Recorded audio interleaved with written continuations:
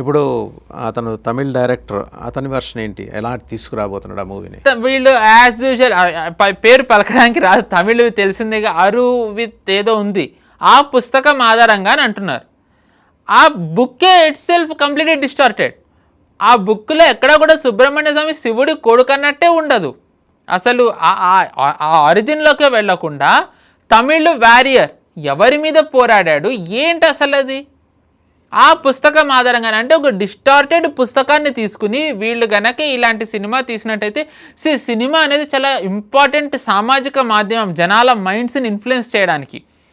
మీరు ఇందాక ఎఫ్సిఆర్ఏది అన్నారు కాబట్టి మనం ఒకసారి దీని నుంచి మనం will come back to movies topic again, but దీన్ని ఒక లింక్ చేయాలి ఎఫ్సిఆర్ఏతో. ఎందుకంటే ఎఫ్సిఆర్ఏ ద్వారా ఎన్జిఓస్ని కట్టడి చేయాలనుకుంటున్నారు, కానీ ఇప్పుడు ఎన్జిఓస్ని కట్టడి చేసినా ఇప్పుడు యుఎస్ ఎంబసీని కట్టడి చేయలేరు. దాని తర్వాత కార్పొరేట్ కంపెనీస్కి వచ్చే ఫండింగ్ని వీళ్ళు ఆపలేరు. యుఎస్ ఎంబసీని ఇప్పుడు మనం ఎదిరించే స్థితిలో లేము. ఇటీవల యుఎస్ ఎంబసీ యుఎస్ అంబాసిడర్ మనకి భారతదేశానికి సర్గే గోర్ విజయ్ని కలిశాడు. విజయ్ని కలిసిన తరువాతే తమిళనాడు సీఎం విజయ్ని కలిసిన తర్వాత విజయ్ ఒక మార్పుని తీసుకొచ్చాడు. ఏంటి, ఇక్కడ నుంచి మీరు యూనియన్ గవర్నమెంట్ అని అనకండి, తమిళనాడు వైపు నుంచి గవర్నమెంట్ ఆఫ్ ఇండియా అని రావాలని. అంటే ఇప్పుడు ఏమవుతుంది, ఏమన్నా కోర్టుకి వెళ్ళినా ఏమన్నా ఇష్యూ ఉన్నా Union of India, yes Union of India versus Tamil Nadu government. అంటే ఏంటి, తమిళనాడు గవర్నమెంట్ భారతదేశంలో భాగం కాదనా, లేకపోతే భారతదేశ ప్రభుత్వం తమిళనాడుని వేరుగా చూస్తుంది, వివక్ష చూస్తుంది, ఇప్పుడు పీఓజేకేని పాకిస్తాన్ చూసినట్టుగా చూస్తుందన్న నరేటివ్ నడపాలన్నా? సర్గే గోర్ వచ్చిన తర్వాత ఇది ఎందుకు వెళ్ళింది? అండ్ మీరు మామూలుగా కనెక్ట్ ది డాట్స్ అంటారు కాబట్టి మీ భాషలోనే ఒక ఎగ్జాంపుల్ చెప్పాలంటే, ఇప్పుడు ఖలిస్తానీ ఉద్యమాన్ని సత్లజ్ సినిమా ద్వారా రగులుస్తున్నారు. ఖలిస్తాన్ది నిజానికి మన భారతదేశంలో లేదు, కానీ లేని దాన్ని మళ్ళీ యాంప్లిఫై చేయాలని, కొన్ని దశాబ్దాల క్రితం అణిచివేసిన దాన్ని మళ్ళీ పైకి లేపాలని చెప్పి సత్లజ్ అనే సినిమా ద్వారా ఖలిస్తాన్ది తీసుకొచ్చారు. మురుగన్ అనే సినిమా ద్వారా వీళ్ళు ఇప్పుడు ఇది తీసుకొస్తున్నారు. అంటే ఏంటి, అసలు యాక్చువల్గా ప్రభుత్వం ఏం చేయాలనుకుంటోంది, ఎన్జిఓస్ వచ్చే ఫండింగ్ ఆపి మన దేశంలో కన్వర్జన్స్ ఆపాలి, దేశ సార్వభౌమత్వాన్ని కాపాడాలి, మన దేశంలో ఏదైతే సివిలైజేషన్ ఉందో దాన్ని కాపాడాలి, ఈ ఫ్రాగ్మెంటెడ్ సొసైటీని మళ్ళీ మనం ఏకం చేయాలని అనుకుంటే, సరే మీరు ఎన్జిఓస్కి ఫండింగ్ ఆపారు, యూఎస్కి ఆపలేరు, ఎంటర్టైన్మెంట్ ఇండస్ట్రీకి ఇన్ఫ్లుయెన్స్ చేయడం ఆపలేరు, కాబట్టి ద మోస్ట్ పవర్ఫుల్ ఇన్ఫ్లుయెన్షియల్ ఇండస్ట్రీనే వీళ్ళు ఇప్పుడు ఆయుధంగా చేసుకున్నారు. ఒక పక్కన నార్త్లో శతకోటి దరిద్రాలకి అనంతకోటి ఉపాయాలు. సో యుఎస్ తలుచుకున్నా, యుఎస్ని నడిపిస్తున్న డీప్ స్టేట్ తలుచుకున్నా ఇలాంటివి ఎన్నో పుట్టుకొస్తాయి. కరెక్ట్, చేతికి 6,000 లాంటిది దురద పుట్టినప్పుడు మాత్రం గోక్కోవడానికి పనికొచ్చే ఇలాంటి వ్యవస్థల్ని తయారు చేసి మన మీద ఉసిగెలుపుతోంది డీప్ స్టేట్. 100% అండి.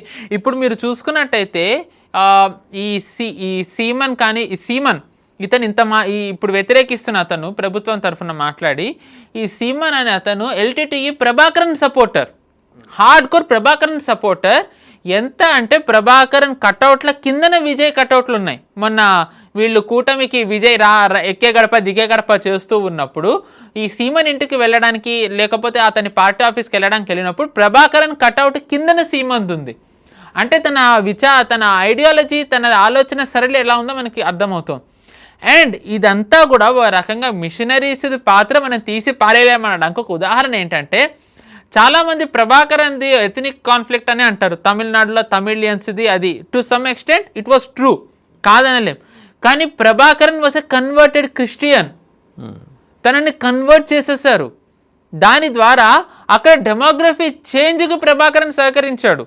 ఇది ఎంతమందికి అసలు మనకి తెలియకుండా చేసేసారు తనని అక్కడ. ఇప్పుడు ప్రభాకరన్ ని మీరు కలిశారని అన్నారు ఒకసారి. ప్రభాకరన్ నెక్స్ట్ అండి, ఆయన నెక్స్ట్ ఇన్ కమాండ్ పద్మనాభన్ గారిని కలిసి. ఎస్, సారీ, మీరు వాళ్ళ అంటే మీకు ఎన్ని లేయర్స్కి వెళ్ళుండాలి, చెక్కింగ్ కానివ్వండి.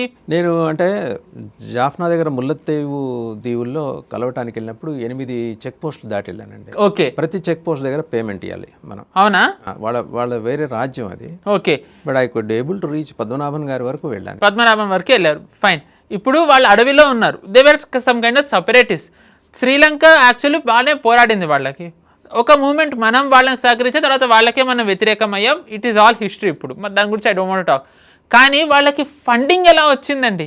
ఇప్పుడు మీలాగా కొంతమంది వెళ్ళి ఇచ్చే 100 రూపాయలు 1000 రూపాయలతోని వాళ్ళకి అన్నని హార్డ్ ఒక కంట్రీని ఎదిరించే వెపన్స్ రాలేవుగా. వాళ్ళకి అంత రాలేదు. పోస్ట్ టోల్ ఫీ అది మనం ఇచ్చింది అంతే, టోల్ ఫీతోని వాళ్ళు రాలేరు. ఈ మిషనరీ కన్వర్ట్ అయిన తర్వాత ప్రభాకరన్కి via missionary he received funding. అందుకే మన గవర్నమెంట్ మిషనరీస్ని ఉక్కుపాదంతో తొక్కేయాలనే కారణం అందుకే. మీరు చూసుకున్నట్టయితే ఈ మిషనరీస్ ఎలా అయితే సపరేటిస్ట్ ప్రభాకరన్కి ఫండింగ్ ఇచ్చిందో అలాగే మిషనరీస్ నక్సలైట్లకు ఫండింగ్ ఇచ్చింది. పశుపతి టు తిరుపతి కారిడార్ వాళ్ళ అక్కడ మనకి వనవాసీల దగ్గరికి ప్రభుత్వం వెళ్ళలేదు, అక్కడికి సామాన్యులు వెళ్ళలేరు, సంఘ్ వాళ్ళు వెళ్ళలేరు, ప్రభుత్వ పథకాలు వెళ్ళలేవు, ప్రభుత్వ బలగాలు వెళ్ళలేవు. కానీ మిషనరీస్ ఎలా వెళ్ళగలిగారు? అడవుల్లోకి వనవాసీలని వెళ్ళి వాళ్ళని క్రిస్టియానిటీలోకి వనవాసీలను ఎలా కన్వర్ట్ చేయగలిగారు? అంటే నక్సలైట్లకి మిషనరీస్కి నెక్సెస్ లేకుండా అవ్వదుగా ఖచ్చితంగా. అండ్ ఇన్ రిటర్న్ వీళ్ళకి ఏమొచ్చి ఉండాలి నక్సలైట్లకు అది చేయాలంటే? ఐదర్ వెపన్స్ అన్న రావాలి, లేకపోతే వాళ్ళకి ఫండింగ్ అన్న రావాలి. సో నేను మీకు ఇది ఎందుకు చెప్తానంటే ఇదంతా సపరేట్ కింద మనకు అనిపిస్తుండొచ్చు, బట్ ఇన్ రియాలిటీ ఈ మిషనరీస్ యాక్టివిటీస్ అనేవి ఎంత డేంజరస్గా ఉంటాయి అంటే టు ఫ్రాగ్మెంట్ ఎగ్జిస్టింగ్ సివిలైజేషన్కి ఇది ఒక ఉదాహరణ. ఈ సినిమా ఈజిప్షియన్ సివిలైజేషన్ ఇప్పుడు లేదు మనకి తెలిసిందే. ద సేమ్ వే ఈజిప్ట్లో ఉన్న దేవుళ్ళ వాళ్ళ ఫారోస్ అను వాళ్ళని సంథింగ్ ఇలాగే పిలుస్తారు. వాళ్ళని ఈ మిషనరీస్ కానివ్వండి, అక్కడ ఉన్న వాళ్ళు కానివ్వండి, లేకపోతే ఇస్లామిక్ వాళ్ళు అబ్రహామిక్ కల్ట్ ఏం చేశారంటే ఇదే మెథడ్ ఫాలో అయ్యారు. మీరు ఎవరినైతే పూజిస్తున్నారో దేవుడని, అతను దేవుడు కాదు, తను ఒక వారియర్, ఒక మనిషి రూపంలో ఉన్న వారియర్. మీరు వారియర్ని పూజిస్తున్నారని వాళ్ళ మైండ్స్లో ఇంజెక్ట్ చేసేసారు. వాళ్ళు అది నిజమని నమ్మారు. ఇప్పుడు దేవుడు ఉన్నవాడిని మనిషి చేసేస్తే వాళ్ళకి పైన ఇంకొకళ్ళు ఎవరన్నా కావాలి కదా. సో అప్పుడు ఏం చేశారు వాళ్ళు? వల్నరబుల్గా ఉన్నప్పుడు they actually use that situation to influence them and to convert them. That was how Egyptian civilization was completely decimated. Almost అసలు లేదు. ఈ రోజు మనం చూసుకుంటే ఈజిప్ట్లో కంప్లీట్లీ ముస్లిమ్సే. ఇప్పుడు అలాగే టీవీకే సపోర్టర్స్ కూడా ఈ మీడియా ఛానల్స్లో మాట్లాడుతున్నది, బయటకు వచ్చి మాట్లాడుతున్న వాళ్ళందరూ ముస్లిమ్స్, క్రిస్టియన్స్. ఇప్పుడు ఆ మాటకు వస్తే క్రిస్టియన్స్ జీసస్ని వాళ్ళు దేవుడు అన్నారు, ప్రభువు బిడ్డ అంటారు. అంటే మరి వాళ్ళ దృష్టిలో ప్రభువు ఎవరు? యెహోవా. అంటే యెహోవాని కదా వీళ్ళు పూజించాలి. ఇనేవే వీళ్ళు పూజించేది ఎవరిని? And at the same time మనం జూస్కి అండ్ క్రిస్టియన్స్కి ఉన్న గొడవ వీ నో అది ఎంత పాతదో. ఇప్పుడు ఆ రకంగా అమెరికాలో మాగా కల్ట్ అదే, they are completely anti Jew వాళ్ళు.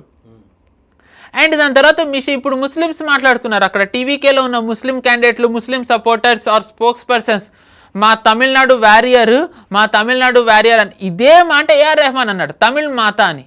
ఇక్కడ 2 క్వశ్చన్లు. ఇస్లాం ఏం చెప్తుంది? ప్రొఫెట్ మొహమ్మద్ని తప్ప ఇంకెవరిని పూజించకూడదు అంటుంది ఇస్లాం. ఈరోజు వందే మాత్రం పాడమంటే వాళ్ళు ఒక వర్షన్ వరకే పాడతామంటారు. ఎందుకు? దాని తరువాత వచ్చే దాంట్లో అమ్మవారిని ఉంటుందని, భారతమాతను ఉంటుంది, మేము ఎవరిని పూజించమని. వాళ్ళు భారత్ మాతాకి జై అనమని అంటారు. సో ఎందుకు? భారత్ మాత అనేసరికి అదొక రూపం ఉంటుంది అండ్ ఇది చిన్న మేము అల్లాకి తప్ప ఇంకెవ్వరికి మేము ఉండమని. అలాంటి వీళ్ళు ఈరోజు వారియర్ని ఎలా బూగుడుతున్నారు?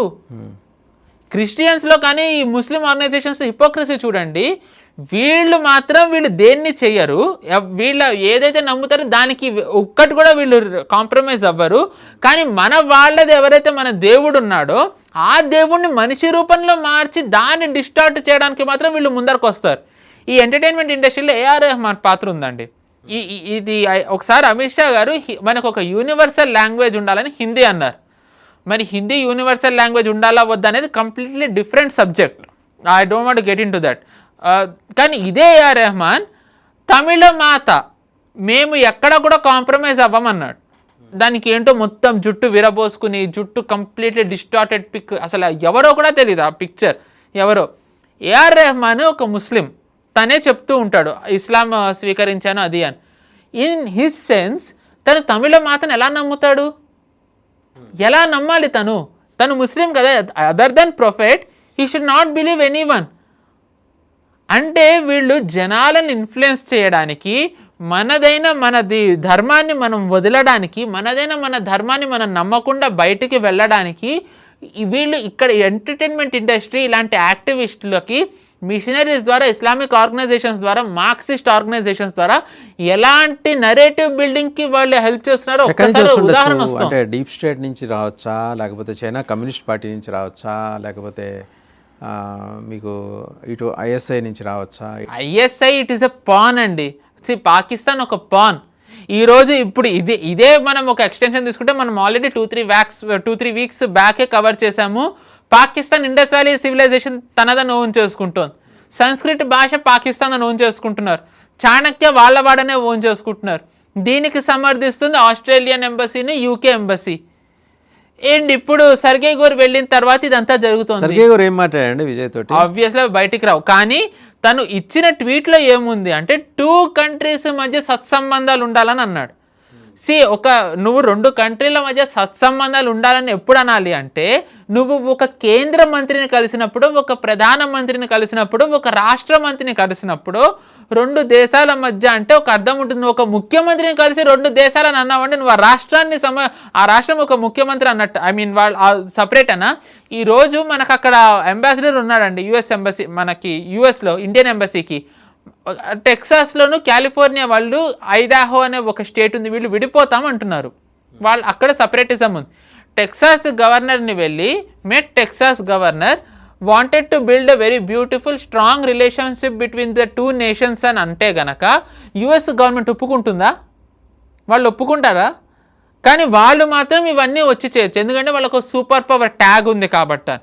సో ఇనేవే ఎఫ్సిఆర్ఏ తేవడం మంచిదే, ఎఫ్సిఆర్ఏ ద్వారా నియంత్రించాలనుకోవడం కూడా మంచిదే. కానీ ఎఫ్సిఆర్ఏతోని కంప్లీట్లీ అవ్వదు.